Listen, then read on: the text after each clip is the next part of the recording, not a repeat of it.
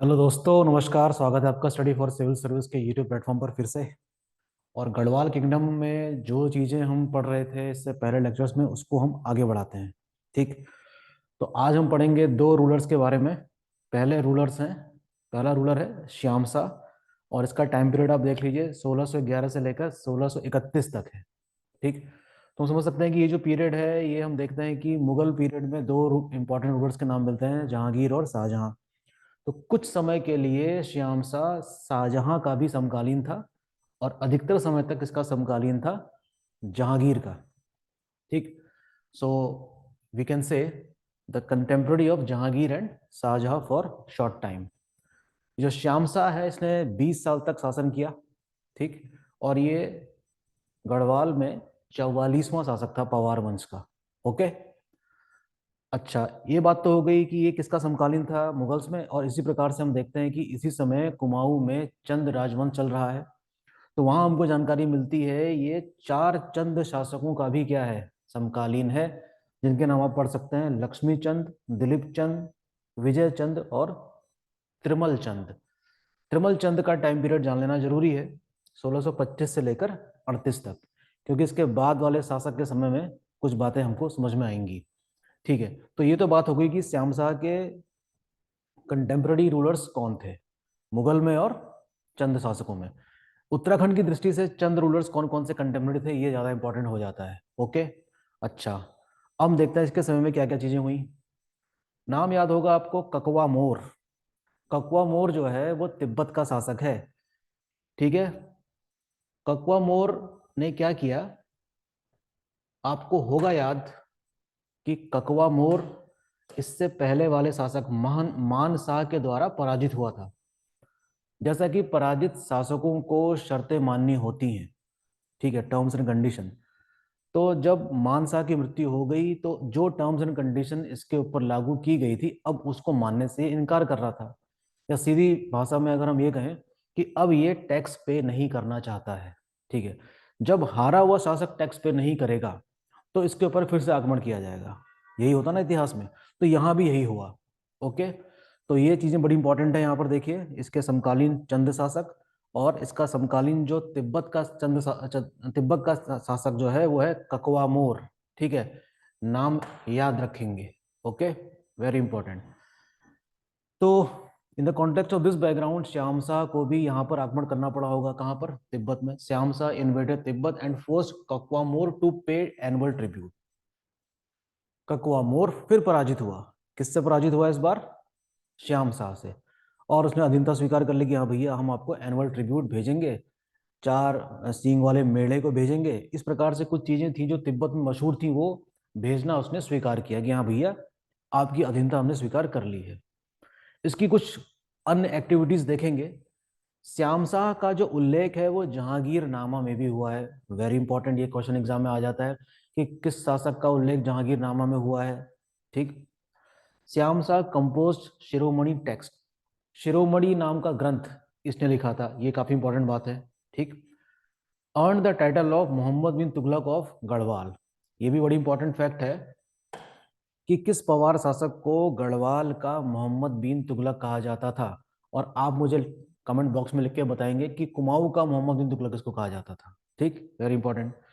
अच्छा, इसके समय में एक नाम आता है जिसका नाम है एंड्राडे। एंड्राडे कौन है? एंड्राडे एक पादरी है जो यात्रा में है। ये वो समय है जब क्रिश्चियन मिशनरीज भी अपने काम में लगी हुई थी, घूमते थे, पूरे देश में घूमते थे और धर्म का प्रचार करते थे। ठीक। तो ये वही है। एंड्राडे कौन है? एक पादरी है, ईसाई मिशनरी से जुड़ा हुआ।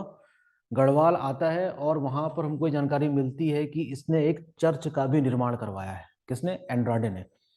एंड्राडे बताता है अपने यात्रा वृत्तांत में कि sati system was vogue in Pawar kingdom.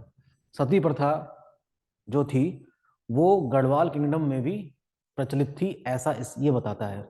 ठीक है। दरअसल हुआ क्या था कि Andrade witnessed fire of 60 queens after the death of Shyam Shah. Andrade बताता है कि जब श्याम शाह की मृत्यु हुई थी, तो इसकी 60 महारानी सती कर रही थी। इसका उल्लेख इसने किया है आई विटनेस के रूप में। अब पता नहीं कितना सच है कितना झूठ हम तो नहीं जानते, लेकिन इतिहास के पन्नों में ये खबरें दर्ज हैं। तो हो सकता है एग्जाम में किसी प्रकार से क्वेश्चन आ जाए कि निम्नलिखित किस शासक का उल्लेख मिलता है जहां पर 60 रानियां क्या कर रही थी, सती होने की तैयारी कर रही थी।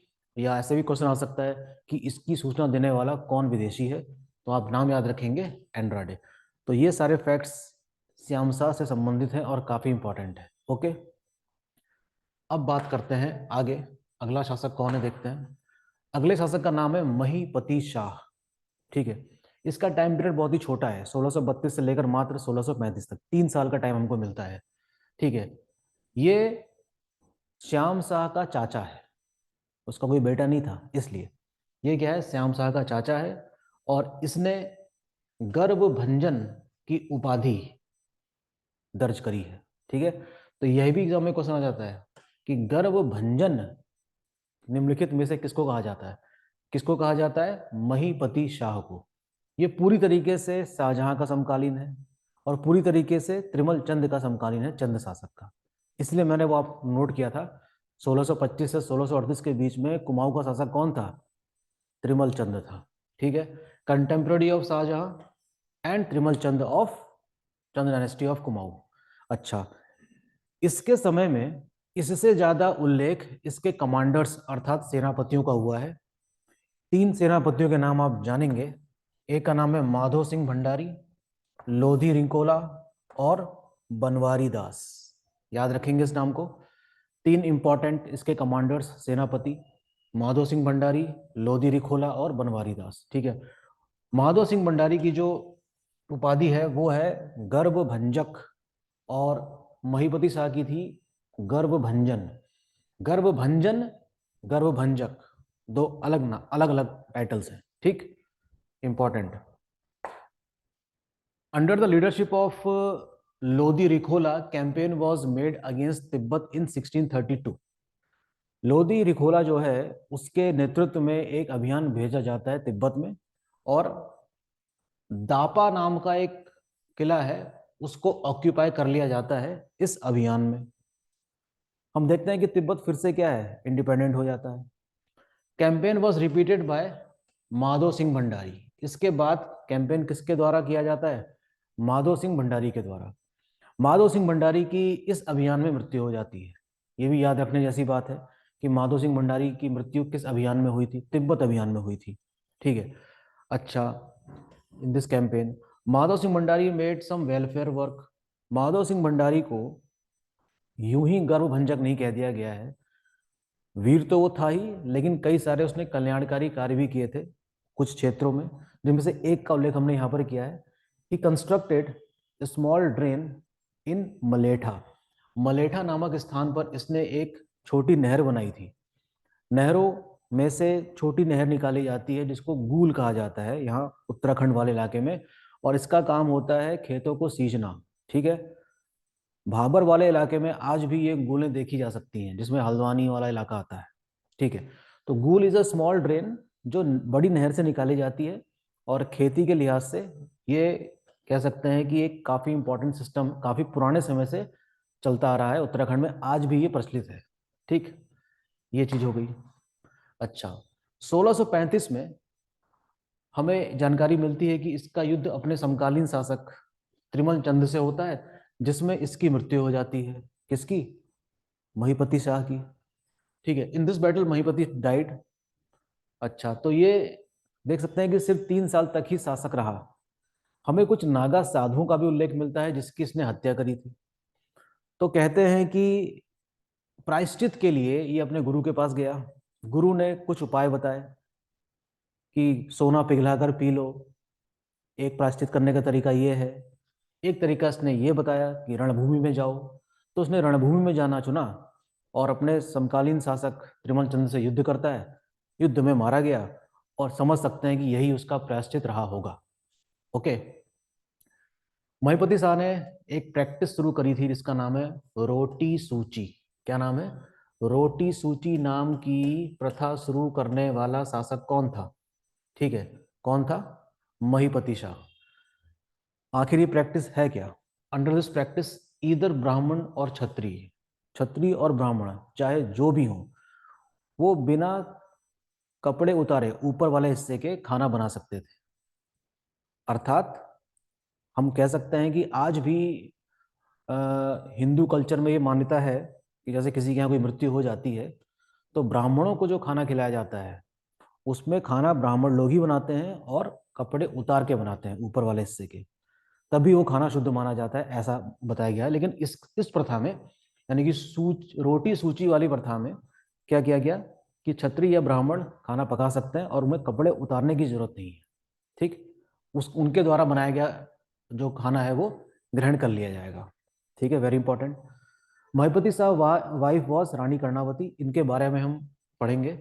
रानी कर्णावती इनकी क्वीन है और इनके बेटे हैं पृथ्वीपति शाह, जो काफी लंबे समय तक शासन करेगा, 1635 से लेकर 1667 के बीच में। लेकिन कुछ समय तक पृथ्वीपति शाह रानी कर्णावती के संरक्षण में रहेगा। और रानी कर्णावती पृथ्वी शाह के समकालीन शासक शाहजहां के बारे में आप सभी परिचित होंगे। तो कैसे इन्होंने मुगल सेनाओं के नाक कान कटवा दिए थे और इस प्रकार से नाक कटी रानी का जो टाइटल है ये इनको मिल जाता है। ठीक है, तो इस चीज़ को हम देखेंगे अगले लेक्चर में। फिलहाल के लिए इतना ही। आप इसको रिवाइज करिए, रिपीट करिए, और उत्तराखंड से संबंधित जो भी एग्जाम्स हैं उनकी तैयारी आप लोग करते रहिए। थैंक यू, मिलते हैं अगले लेक्चर में जल्दी ही।